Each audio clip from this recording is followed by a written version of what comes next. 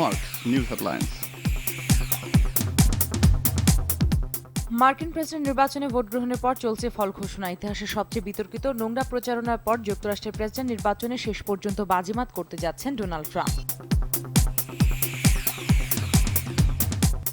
কুষ্টিয়া শহরে হাউজিং এলাকায় বাসার দরজা ভেঙে ভেতরে ঢুকে কলেজ শিক্ষক দম্পতিকে কুপিয়েছে দুর্বৃত্তরা। একদল দুর্বৃত্ত গৃহকর্তাকে রড দিয়ে আঘাত করে ধারালো অস্ত্র দিয়ে এলোপাথারি কোপায়।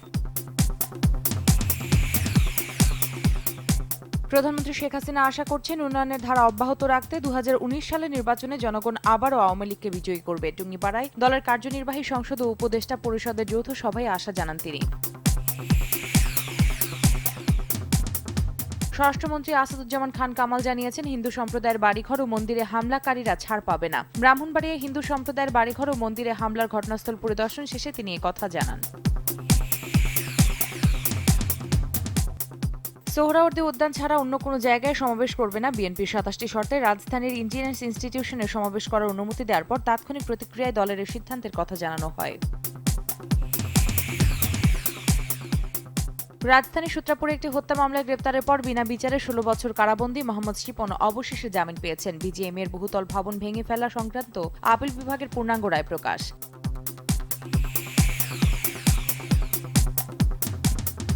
হবিগঞ্জে পুলিশের সঙ্গে ডাকাত দলের বন্দুকযুদ্ধে এক অভিযুক্ত ডাকাত নিহত হয়েছে বলে দাবি করেছে পুলিশ। আহত হয়েছেন পুলিশের 4 সদস্য। কয়েকটি দেশীয় অস্ত্র জব্দ।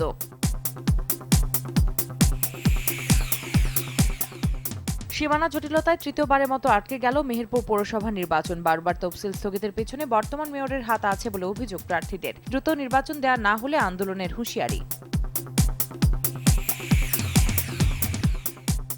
ডিফেন্ডিং চ্যাম্পিয়ন কুমিল্লা ভিক্টোরিয়ান্সকে 29 রানে হারিয়ে বিপিএল এর শুভ সূচনা চিটাগাং ভাইকিংসের। দ্বিতীয় ম্যাচে গেলবারের রানার্স আপ বরিশাল বুলসকে 8 উইকেটে হারিয়েছে ঢাকা ডায়নামাইটস। হারারেতে সিরিজের দ্বিতীয় টেস্টের তৃতীয় দিন শেষে জিম্বাবুয়ের বিপক্ষে সুবিধাজনক অবস্থানে শ্রীলঙ্কা। স্বাগতিকদের বিপক্ষে 334 রানে লিড লঙ্কানদের। হাতে রয়েছে 6 উইকেট। খেলা শুরু দুপুর 2টায়।